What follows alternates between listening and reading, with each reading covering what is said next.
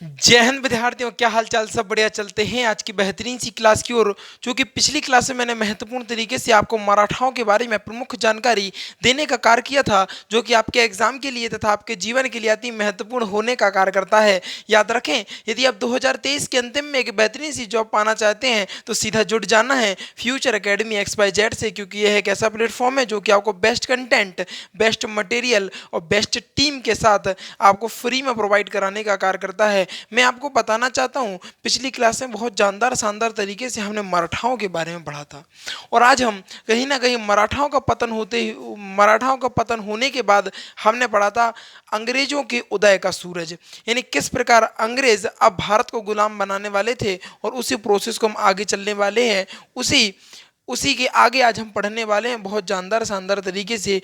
चूंकि मैंने कल आपको बताया था एक बात कि जो बंगाल में जो सिराउद्दौला था, सिराउद्दौला का जो सेनापति था, जिसका नाम क्या था भैया, जिसका नाम मीर जाफर नाम था। क्या नाम था? मीर जाफर नाम था। और मीर जाफर को ही अंग्रेजों ने अपनी तरफ मिलाने का कार्य किया था। मैं हर क्लास में कहता हूँ, जब तक इतिहास चलेगी तब तक मैं यही बात कहूँगा कि अंग्रेज बहुत दिमागदार व्यक्ति हुआ करते थे। वो कभी भी शासन पर स्वयं नहीं बैठेंगे, वो केवल और केवल, आपको बताना चाहूँगा, वो केवल और केवल अपने हाथ की जो कठपुतली होती है उनको बिठा लेने का कार्य करेंगे, जिससे कि दिखे भी कि वो देसी है और काम करे विदेशियों का। इस प्रकार की नीति रखा करते थे। आप खुद विचार लगाइए, जैसे किसी गांव में होता है, अगर गांव में पंचायत का चुनाव है और अगर आपके गांव वाला खड़ा है और इसके अलावा दूसरे दूसरे गांव का खड़ा है, तो आप जो वोटिंग देने का कार्य करेंगे वो कहीं ना कहीं अपने गांव वाले को ही करेंगे, क्योंकि आप उस व्यक्ति को जानते हैं। एक समस्या ये भी नहीं थी, इसके अलावा ये भी समस्या थी कि अंग्रेज़ों की जो भाषा थी, कहीं ना कहीं आपको बता दें, अंग्रेज़ों की जो भाषा थी कहीं ना कहीं आपको बता दें, जो रियासतें थी, जिनकी प्रजा थी, प्रजा को समझ में नहीं आती थी। मान लो अंग्रेज कहीं व्यापारी में टैक्स वसूलने के लिए अंग्रेज पहुंचे, पहुंचने के बाद कहा कि भैया टैक्स चाहिए, तो वो टैक्स ना किए कर वो जो टैक्स कहेंगे ना, तो उनको कुछ समझ में ही नहीं आएगा। उनको क्या मतलब है कि आपने राजा से क्या कर रखा है, क्या साझा करी है, क्या बातें की है, किस तरीके से आपने, राजा ने आपको जिम्मेदारी दी है, ये सारी जिम्मेदारियां थी, कहीं ना कहीं अंग्रेज पूरी ही नहीं कर सकते थे, कहीं ना कहीं मान ही नहीं सकते थे, और अंग्रेज उस काम को बेहतरीन ढंग से नहीं कर सकते थे। सबसे बड़ा कारण तो आपको मैं बता चुका हूँ कि पहला कारण तो भाषा ही था। उनकी भाषा इंग्लिश हुआ करती थी, और अपनी भाषा तो बुंदेलखंड के लोग हैं, तो बुंदेली भाषा या फिर आपको बता दें खड़ी बोली, इसके अलावा हिंदी भाषा अपनी प्रमुख रूप से हुआ करती थी। ये तो आपको बहुत बेहतरीन ढंग से समझना चाहिए। यदि आपको मैं बता दूं कि यदि अंग्रेज इस बोली को बहुत बढ़िया तरीके से बोल सकते, या फिर उनका खुद का इस तरीके से काम चल रहे हैं कि खुद के कर्मचारी अगर काम करते रहे, खुद बैठे बैठे खाते रहे, उससे अच्छा क्या है, नहीं है। यही चाल वो चलने वाले थे जो मीर जाफर ने अपने अपने जो राजा को है ना, जो अपने राजा को धोखा दिया था, अब कहीं ना कहीं उसका परिणाम उसको मिलने वाला था। ये बात बहुत बेहतरीन ढंग से अंग्रेजों ने मीर जाफर के मन में डाल दी थी कि भैया देखो, ये आपकी वजह से ही सेना में विजय होता है, आपकी वजह से ही विजय होता है, आप ही शासक क्यों नहीं बन जाते। अगला शासक मीर जाफर तो बनेगा, लेकिन इस प्रकार का शासक बनेगा, ना घर का रहेगा और ना ही घाट का। मैं आपको आगे बताना चाहूंगा, आप देखिएगा, अगर हम बात करें, प्लासी का युद्ध हुआ, प्लासी का युद्ध ये तो कल भी पढ़ चुके थे, लेकिन एक बार फिर से इस चीज को देख लो, क्योंकि इसी चीज से सारी चीजें रिलेटेड हैं आज की। अगर प्रमुख रूप से प्लासी के युद्ध की बात करूं तो 23 जून सन 1757 ईस्वी में नदिया जिले के बंगाल में गंगा नदी के किनारे यह युद्ध हुआ था। बहुत बार एग्जामिनर पूछता है कि बताइए प्लासी के युद्ध कब हुआ था, तो आपको पता होना चाहिए कि जो प्लासी का युद्ध था कहीं ना कहीं 23 जून 1757 ईस्वी में होने का कार्य कर रहा था। अगर हम आगे प्रमुख रूप से चर्चा करें तो अंग्रेजों ने मीर जाफर को अपनी कठपुतली बनाने का कार्य किया था। वही मीर जाफर है जो जाकर अंग्रेजों से मिल गया था। अंग्रेजों ने इसको इतना लालच दिया था कि अगला नवाब तो तुम्हें ही बनना चाहिए, लेकिन नवाब तो बनाया, लेकिन अपनी हाथ की कठपुतली बनाने का भी कार्य किया।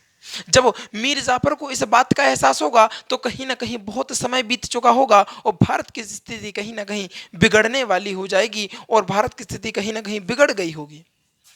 अंग्रेजों ने मीर जाफर को अपनी हाथ की कठपुतली बनाने का कार्य किया और मीर जाफर जब इस चीज का एहसास हुआ ना, जब इस चीज से परेशान हो गया, तब मीर जाफर को लगा कि शायद मैंने सिराजुद्दौला के साथ गलत किया है, मुझे गद्दारी नहीं करना चाहिए था। आज अंग्रेजों ने मुझे कठपुतली बनाकर रखा है, अंग्रेजों के हिसाब से मुझे नचना होता है, अंग्रेज कहें तो बैठो तो मुझे बैठना होता है, अंग्रेज कहें अगर खड़े हो तो मुझे खड़ा होना पड़ता है, जैसा अंग्रेज कहें वैसा ही करना होता है।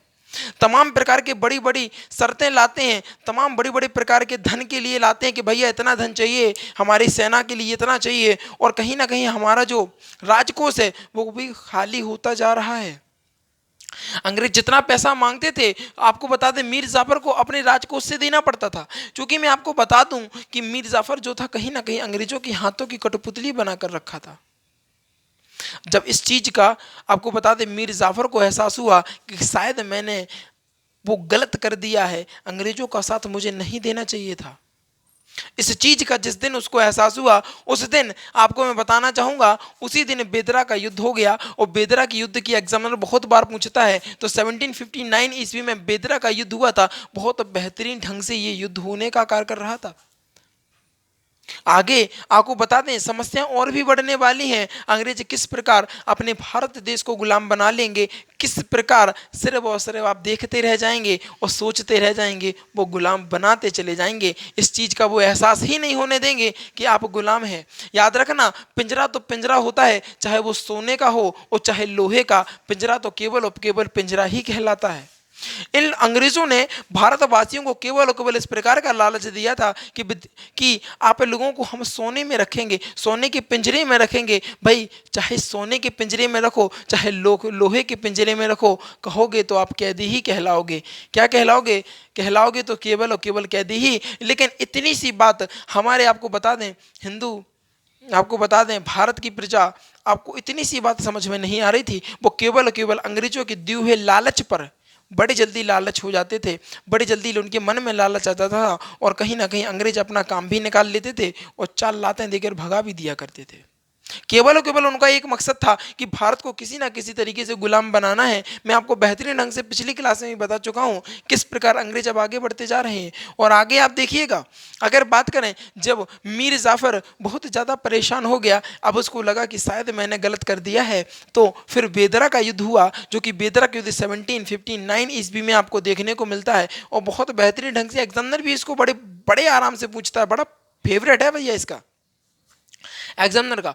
वो कहता है कि बताइए बेदरा का युद्ध कब हुआ था? तो 1700 आपको बता दें 1759 ईस्वी में बेदरा का युद्ध हुआ था। इसमें प्रमुख रूप से एक और तो मीर जाफर लड़ रहे थे और दूसरी ओर अंग्रेज लड़ रहे थे। लेकिन मीर जाफर का जो कहीं ना कहीं साथ दे रहे थे वो डच दे रहे थे, क्योंकि डच को भगाने का काम भी अंग्रेजों ने ही किया था। और किस प्रकार धोखे से भैया आपको बता दें अंग्रेजों ने डचों को हराने का कार्य किया था। जब डच जीत रहे थे तो अंग्रेज अपनी सिफारत पहुंचकर आपको बता दें वहां पर ऊपर इनके ऊपर के जो अधिकारी थे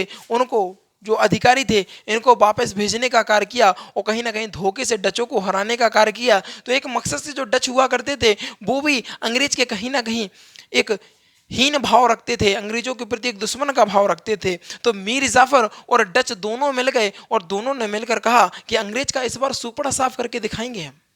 लेकिन मैं फिर से कह रहा हूं कि अंग्रेज बहुत दिमागदार हुआ करते थे, बहुत दिमाग लगाया करते थे। ये केवल और केवल ताकत पर भरोसा करते थे और अंग्रेज जो हुआ करते थे वो दिमाग पर भरोसा किया करते थे। इतने बेहतरीन बेहतरीन पैंतरे आजमाया करते थे कि आप देखते रह जाएंगे। मीर जाफर और डच के कुछ लोगों के सेना, इनकी ही सेना के, इनके ही प्रजा के, इनके ही दरबारियों को खरीद लिया था अंग्रेजों ने। सारी इंफॉर्मेशन पूछ रही थी अंग्रेजों के पास। अब आपको पहले से ही पता हो कि एग्जाम में ये क्वेश्चन आना है तो फिर यह एग्जाम निकालना कहाँ बड़ी बात हो गई। आपको पहले ही एग्जाम दे दिया, एग्जामिनर पेपर जो पेपर होता है एग्जाम का वो पहले ही आपको पकड़ा दिया जाए और फिर अब एग्जाम में आप जाएंगे तो फिर कहाँ कठिन हो जाएगा आपके लिए एग्जाम देना। बड़ी सादा सी, बड़ी सिंपल सी बात है। अगर मैं आगे बताना चाहूँगा, बेदरा के युद्ध के बाद मीर कासिम नवाब बनने का कार्य किया। इस बात को मैं बताना चाहूँगा, जब मीर जाफर और डचों के बीच में जब युद्ध हुआ तो इसमें कहीं ना कहीं अंग्रेजों की ही विजय हुई। किन की विजय हुई? कहीं ना कहीं अंग्रेजों की ही विजय हुई। और महत्वपूर्ण तरीके से जब अंग्रेजों की विजय हुई तो मीर जाफर को ले जाकर जेल में डाल दिया गया। डच तो बड़े बेहतरीन होते थे, उनने देखा कि नहीं अब तो हारने वाले हैं, तुरंत गोल दिखे ही ना भाई साहब, तुरंत गोल हो गए हैं। अंग्रेज इस युद्ध में भी विजय होने का कार्य किया था। और आपको बताना चाहूंगा कि मीर जाफर की अगर बात करूं तो मीर जाफर ने 1757 से लेके यानी 1757 से लेके 1759 तक शासन करने का कार्य किया। इसमें केवल और केवल अंग्रेजों की विजय हुई। अगर हम बात करें अंग्रेजों की विजय की तो बेदरा के युद्ध में अंग्रेजों की ही विजय होनी थी। क्योंकि आपको बता दें मीर जाफर के जो कुछ दरबारी लोग थे वो पहले से ही अंग्रेजों से मिल रखे थे। यहाँ पे जो भी रणनीति बनती थी वो पहले ही अंग्रेजों को पता चल जाया करती थी, जिस कारण आपको बता दें अंग्रेजों की जीत तो पक्की ही थी। आप खुद विचार लगाइए कि मीर जाफर और डच दोनों के मिलते हुए भी अंग्रेज जीत जाएं तो बेकार है। अभी तो ये दो लोग मिले हैं, अभी तो अगर आप बताएंगे ना बक्सर का युद्ध उसमें तो 3-4 लोग मिल जाते हैं तो भी अंग्रेज विजय हो जाते हैं भाई साहब। आगे बताएंगे, बड़ी दुखद घटना है। तो बेदरा का युद्ध जो हुआ जिसमें अब जो मीर जाफर हो गया, मीर जाफर हार चुका है। अंग्रेजों ने मीर जाफर को ले जाकर तहखाने में बंद कर दिया है। अब सोच रहे हैं अंग्रेज कि किस व्यक्ति को बंगाल का नवाब बनाया जाए, किस व्यक्ति को अगला नवाब घोषित किया जाए। ये बहुत बेहतरीन ढंग से विचार चल रहा है, बड़े बेहतरीन ढंग से विचार चल रहा है कि अगला नवाब कौन बनाया जाए। तो विचार आया अंग्रेजों के मन में कि मीर जाफर का एक दामाद भी है, मीर जाफर का एक दामाद भी है। दामाद का नाम था मीर कासिम। क्या नाम था उस व्यक्ति का? उस व्यक्ति का नाम मीर कासिम हुआ करता था। अब बेदरा के युद्ध के बाद जो नया नवाब बना उस व्यक्ति का नाम था मीर कासिम। मीर कासिम केवल केवल वही व्यक्ति था जो कि मीर जाफर का दामाद हुआ करता था। कौन है? मीर जाफर का दामाद के नाम, मीर जाफर का जो दामाद है ना वही मीर कासिम है भैया। प्रमुख रूप से आगे बताऊं मैं तो मीर कासिम जो था वो 1760 से लेकर 1763 तक इसने शासन करने का कार्य किया। और मीर कासिम बहुत दिमागदार, ये भी बहुत दिमाग लगाया करता था। इस बात को उसको एहसास था कि यदि जिस प्रकार मेरे ससुर के साथ इन्होंने किया है वैसे ही कहीं ना कहीं मेरे साथ ना हो जाए। मीर कासिम पहले ही तैयारी में जुट गया, पहले ही तैयारी में जुट गया। और मीर कासिम, ये तो हमने आपको बता दिया कि मीर कासिम मीर जाफर का दामाद था। जैसे ही आपको बता दें मीर कासिम को गद्दी पर बिठाला गया तो गद्दी पर जैसे ही नवाब बना अंग्रेजों ने चट्टगांव और बर्धमान गांव को छीनने का कार्य किया। चट्टगांव और बर्धमान को क्षेत्र को इन्होंने मीर कासिम से ले लिया। कहा कि भैया ये जो क्षेत्र रहेंगे वो हमारे में रहेंगे। और मैं आपको बताना चाहूँगा कि जो चट्टगांव और वर्धमान जो क्षेत्र था इसमें सबसे ज़्यादा टैक्स उगाया करता था, सबसे ज़्यादा टैक्स आया करता था। अंग्रेजों ने बहुत बेहतरीन ढंग से दिमाग लगाया कि अगर इन दो क्षेत्रों को हम मीर कासिम से ले लेंगे तो जो पैसा आएगा वो हमारी जेब में आएगा। भाई अंग्रेज कभी भी, आपको मैं बताना चाहूंगा कि अंग्रेज कभी भी अपना भला कहाँ सोच सकते हैं, अपना भला कहाँ सोच सकते हैं भैया। अंग्रेज जो हैं वो कहाँ अपना भला सोच सकते हैं, वो तो केवल केवल अपना ही फायदा देखेंगे। कोई दिक्कत नहीं है, मीर कासिम से तो इन्होंने चटगांव और बर्धमान ले लिया, लेकिन मीर कासिम बहुत दिमागदार व्यक्ति हुआ करता था। उसने तुरंत ही बंगाल की राजधानी को मुर्शिदाबाद से मुंगेर ले जाने का कार्य कर दिया। और मुंगेर वो क्षेत्र हुआ है, आज भी आप मुंगेर जाएंगे ना तो वहाँ पर गोला बारूद और हथियार बनाने का कार्य आज भी होता है। वहाँ पर बड़े बड़े कारखाने आपको देखने को मिल जाएंगे। और जो मुर्शिदाबाद था अपनी राजधानी को मुर्शिदाबाद से मुंगेर ले गया और तैयारी करने लगा धाकड़ वाली कि अंग्रेजों से युद्ध है ना वो मैं करूंगा, अपने ससुर का बदला मैं लूंगा। इस बात से अनजान थे अंग्रेज, इस बात से अनजान थे अंग्रेज। कहीं ना कहीं बहुत दिमाग लगा के उसने मुर्शिदाबाद से राजधानी को परिवर्तित करके मुंगेर कर दिया। और मुंगेर में वहां पर उसने हथियारों की तैयारी करना प्रारंभ कर दिया कि अंग्रेजों का इस बार सुपड़ा साफ होके ही रहेगा।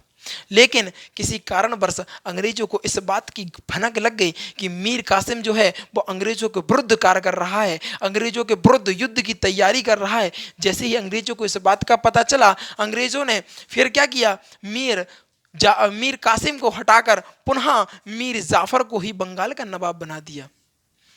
अब कंफ्यूज मत होइएगा, सबसे पहले मीर जाफर ही बंगाल का नवाब बना था। फिर आपको बता दें बेदरा के युद्ध के बाद मीर कासिम को जो कि उसका दामाद था, उसको नवाब बनाया गया। लेकिन जब मीर कासिम की जानकारी अंग्रेजों को यह लगी कि अंग्रेजों के विरुद्ध ये कार्य कर रहा है, तो उसने कहा इससे अच्छा तो इसका ससुर ही अच्छा था, ससुर को ही दोबारा दामाद बनाओ। तो इनने कहा किया, फिर से मीर जाफर को ही बंगाल का नवाब बना दिया गया और फिर से हम मीर जाफर को पढ़ने का कार्य करेंगे। मीर जाफर अब 1763 से लेके 1763 से लेके 1765 तक इसने क्या किया, अब शासन किया। पहले इसने देखना 1757 से लेके 1759 तक शासन किया और फिर इसके बाद फिर मीर जाफर दोबारा आया तो 1763 से लेके 1765 तक इसने दोबारा शासन करने का कार्य किया। और मैं बताना चाहूँगा मीर कासिम कहीं ना कहीं आग बबूला हो गया। अरे कुछ मजाक चल रखा है कि जब तुम्हारा मन हुआ तब आप बना दिया, तब जब तुम्हारा मन हुआ तब नवाब की गद्दी से उठा दिया, कुछ मजाक रखो है का। कहीं ना कहीं कहीं ना कहीं मीर कासिम जो है बहुत दुखद हुआ और बदले की भावना से अंदर से जलने लगा कि अब कुछ हो जाए, अंग्रेजों से बदला तो बहुत ताबड़तोड़ लेना है। ये कौन विचार कर रहा है, ये मीर कासिम विचार कर रहा है, जो कि पहले बंगाल का नवाब हुआ करता था। इसको नवाब की गद्दी से हटा दिया गया और पुनः मीर जाफर को, मैं बताना चाहूँगा, मीर जाफर को पुनः बंगाल का नवाब बना दिया गया। मीर कासिम कहीं ना कहीं इसके सीने में बड़ी आग जल रही थी कि अब अंग्रेजों से बदला लेकर ही रहूंगा। मीर कासिम ने अवध के नवाब से बात करी। अवध के नवाब जिनका नाम था सूरजदौला, जो नाम था सूरजदौला से जाकर मिला। और आपको बता दें इसके अलावा मुगल शासक साहेब बहादुर द्वितीय से भी जाकर मिला। इन तीनों ने बढ़िया तरीके से ढंग से कहा कि अब इनको अच्छे से नाप देना है, बहुत फुदक रहे हैं ये अंग्रेज, इनका सुपड़ा साफ करके ही रहेंगे, भारत से इनको खदेड़ भगाएंगे। बहुत मन में विचार था और बड़ी बड़ी शक्तियाँ थीं। मीर कासिम कोई छोटी शक्ति नहीं था, अवध के नवाब सूरजदौला कोई कमज़ोर नहीं था। आपको बता दें दिल्ली के जो शासक शाह आलम जो द्वितीय थे वो कमज़ोर नहीं थे। कतई जहर, आपको बता दें युद्ध होने वाला है बहुत जानदार शानदार तरीके से, लेकिन बड़े दुखों के साथ कहना पड़ता है कि इस युद्ध में भी अंग्रेजों की ही विजय होगी और भारत जो है गुलामों की जंजीर में जकड़ चुका होगा। कहीं ना कहीं अब परिस्थितियाँ भारत की बदलने वाली हैं, भारत का नक्शा बदल जाएगा, रूप बदल जाएगा, लोगों के मन बदल जाएंगे और सभी चीज़ें बदलने का कार होंगी। मैं आपको बताना चाहूँगा कि अभी मीर कासिम जो है अवध के नवाब सिराजुद्दौला से बात करने के लिए पहुंचा और उसके साथ ही दिल्ली मुगल शासक शाह आलम द्वितीय से भी इन्होंने वार्ता की। और वार्ता के बाद इन्होंने क्या किया, वार्ता होने के बाद ही आपको बता दें, वार्ता के बाद तीनों ने क्या किया, युद्ध का सोचा कि अब युद्ध करना है बहुत ताबड़तोड़, इस बार अंग्रेजों को भगा कर ही रहेंगे, अंग्रेजों को अपनी धरती पर टिकने नहीं देंगे। लेकिन कहते नहीं है अब पछताए हुए क्या, जब चिड़िया चुग गई खेत, समय बीत चुका था। अब कहीं ना कहीं अंग्रेजों की पकड़ जो थी अब भारत पर बहुत अच्छी हो गई थी, जड़ें अंग्रेजों की मजबूत हो गई थी। अगर बेस मजबूत होगा तो कतई कोई दिक्कत नहीं है। आप सोचो कि पीपल के पेड़ को, आम के पेड़ को, बमूल के पेड़ को, है ना, बरगद के पेड़ को आप सोचो कि अपने हाथों से उखाड़ दो बड़े पेड़ को, तो ऐसा पॉसिबल है क्या। यही जो शासक हैं यही कार्य कर रही हैं कि बरगद के पेड़ को, बड़े बरगद के पेड़ को, विशाल बरगद के पेड़ को अभी अपने हाथों से उखाड़ने का कार्य कर रहे हैं। क्या ये उखाड़ पाएंगे, आपको बताएंगे आगे। आगे बात करें, बक्सर का युद्ध हुआ। मीर कासिम और अवध के नवाब सिराजुद्दौला और शाह आलम द्वितीय तीनों ने मिलकर एक युद्ध का आगाज हुआ, जिस युद्ध का नाम था बक्सर का युद्ध। नाम क्या था, बक्सर का युद्ध। और जो कि बक्सर का युद्ध 22 अक्टूबर 1764 में होने का कार्य किया। एग्जामिनर बहुत पूछता है, पहला पूछेगा बेदरा का, पहले प्लासी का युद्ध 1757, बेदरा का युद्ध 1759 में, फिर पूछेगा बक्सर का युद्ध 1764 में, 1764 में, ये पूछ लेगा आपसे। बक्सर का युद्ध भी 3 इंपॉर्टेंट लिख लीजिएगा, मैं लिखना चाहूँगा यहाँ पर, बड़ी वेरी वेरी इंपॉर्टेंट लिख लीजिएगा भैया, और ये भी क्योंकि एग्जामिनर यहाँ से पूछता ही पूछता है। तो अब जो थे बक्सर में, एक तरफ तो देखो भैया अंग्रेज लड़ रहे थे और एक तरफ 3 बड़ी शक्तियाँ, एक का नाम था मीर कासिम, अवध के नवाब सिराजुद्दौला और मुगल शासक शाह आलम द्वितीय। लेकिन बड़े दुखों के साथ कहना पड़ता है कि मीर कासिम के साथ 50,000 सैनिक हुआ करते थे और अंग्रेज के पास केवल 5 से 7,000 सैनिक थे। केवल 5 से 7,000 सैनिक हुआ करते थे भाई साहब, और 5 से 7,000 सैनिक होने के बाद भी यहाँ कहाँ 50,000 सैनिक और यहाँ केवल 5,000 सैनिक, फिर भी अंग्रेजों की विजय हो जाती है। तो धिक्कार है ऐसे लोगों पर। लेकिन इसका कारण था जो 50,000 सैनिक जो थे वो कहीं ना कहीं केवल और केवल देखने के मात्र के थे। इनमें जोश और जुनून नहीं था। इनको कई महीनों से, कई सालों से इनको तनख्वाह नहीं मिली थी, इनका पैसा नहीं मिला था। कहीं ना कहीं सेना का जो मनोबल, 50,000 भले संख्या में दिख रही हो, लेकिन सेना का जो मनोबल था बहुत कमजोर था। वहीं पर विपरीत अवस्था में बात करें अंग्रेजों की, तो अंग्रेज जो सैनिक थे 5 से 7 हजार सैनिक भले थे, लेकिन इनमें जोश जुनून और किसी भी चीज़ की कोई कमी नहीं थी। अपनी जीत के लिए मरने को ये तैयार हुआ करते थे। और 5 से 7 हजार सैनिक ने ही बक्सर की युद्ध में विजय प्राप्त कराने का कार्य किया। अंग्रेजों को बहुत बड़ी बात है, कहाँ 50,000 होता है भैया, कहाँ 5 से 7 हजार होता है। इस युद्ध में भी अंग्रेजों की विजय हुई और बड़े दुखों के साथ कहना पड़ता है कि भारत एक बार फिर से गुलामियों की जंजीर में जकड़ने का कार्य कर चुका है। और आगे की जो चर्चा होगी प्रमुख रूप से कल करेंगे, हम गवर्नर जनरलों के बारे में पढ़ेंगे, आखिर इसके बाद क्या हुआ, किस तरीके से चीज़ें बढ़ती गईं, सभी चीज़ों के बारे में कल चर्चा करेंगे। लेकिन उससे पहले करते हैं कि जानदार शानदार रिवीजन, क्योंकि हर क्लास में कहता हूँ अगर रिवीजन नहीं तो जीवन में कुछ भी नहीं। तो रिवीजन की ओर चलें। पहला होगा आपका, बात करें प्लासी के युद्ध की, तो प्लासी का युद्ध 23 जून 1757 ईस्वी नदिया जिले में बंगाल गंगा नदी के किनारे हुआ था। इसके बाद बात करें, अंग्रेजों ने मीर जाफर को अपनी हाथ की कठपुतली बना दिया, जिसके कारण मीर जाफर परेशान हो गया। इसके बाद बेदरा का युद्ध हुआ 1759 में। एक तरफ मीर जाफर था प्लस डच थे, एक तरफ अंग्रेज हुआ करते थे। बेदरा के युद्ध के बाद मीर कासिम नवाब बना। मीर कासिम जो है 1760 से लेकर 1763 ईस्वी तक शासन रहा। मीर कासिम मीर जाफर का ही दामाद था। अंग्रेजों ने चटगांव तथा बर्धमान क्षेत्र को मीर कासिम से ले लिया था। बंगाल की राजधानी को मुर्शिदाबाद से मुंगेर ले जाने का कार्य मीर कासिम ने किया और वहाँ पर हथियारों की तैयारी करने लगा। और जब इस बात का पता अंग्रेजों को चला तो अंग्रेजों ने फिर से मीर जाफर को बंगाल का नवाब बना दिया गया। ठीक है, फिर मीर जाफर फिर से आ गया 1763 से लेके 1763 से लेके 1765 में। ठीक है ना, इसमें इसने 1763-1765 तक शासन किया। मीर कासिम अवध का नवाब सिराजुद्दौला से जाकर मिल गया और सिराजुद्दौला ने भी, सिराजुद्दौला के साथ आपको बता दें शाह आलम दुत भी रहे। और फिर एक युद्ध हुआ जिसका नाम था बक्सर का युद्ध, जो कि 22 अक्टूबर आपको बता दें 1764 ईस्वी में हुआ था। प्रमुख रूप से ये भी दो पार्ट में बट गया। तो ये अंग्रेज 5 से 7 हजार सैनिक के रूप में और मीर कासिम जो कि बंगाल के थे, अल अवध के नवाब सिराजुद्दौला, मुगल शाह शाह आलम दुत्य और 50,000 सैनिकों के साथ यह युद्ध हुआ और इसमें भी अंग्रेजों की विजय हुए। बड़े दुखों के साथ ये चीज़ें थीं। अब भारत की परिस्थिति बदलने वाली है। कल की क्लास में हम बताएंगे आपको। प्रत्येक क्लास में ऐसा होगा नहीं कि आपकी आंखों से आंसू ना निकलवा दें तो नाम बदल देना। भैया भारत की चीज़ें इतनी बुरी तरीके से, इस बुरी परिस्थिति से गुजरा है और इसका एकमात्र कारण अंग्रेज नहीं है, इसका कारण आप खुद भी हैं, है ना। आप खुद भी हैं। लोगों ने जमीर अपना जो है ना, चंद पैसों के चक्कर में अपना जमीर बेच दिया। वो तो जो है कि सब ठीक है और आज भी कम नहीं है। आज भी चंद पैसों के लिए लोग बाग अपना जमीर बेच देते हैं। ये तो भैया अपनी अपनी सोच है। ठीक है, इन्हीं चंद शब्दों के साथ विदा लेना चाहूँगा। जो विद्यार्थी नए हैं वो जल्दी से वीडियो को लाइक कर लेंगे, चैनल को सब्सक्राइब कर लेंगे और शेयर करके आएंगे अपने यार दोस्तों और चाहने वालों के साथ, क्योंकि आज की जो वीडियो थी कहीं ना कहीं बेहतरीन, गजब, लाजवाब होने का कार्य कर रही थी। इन्हीं चंद शब्दों के साथ विदा लेना चाहूँगा। जीवन में आनंदित रहिएगा और आगे बढ़ते रहिएगा। Thanks for watching. जय हिंद, जय भारत।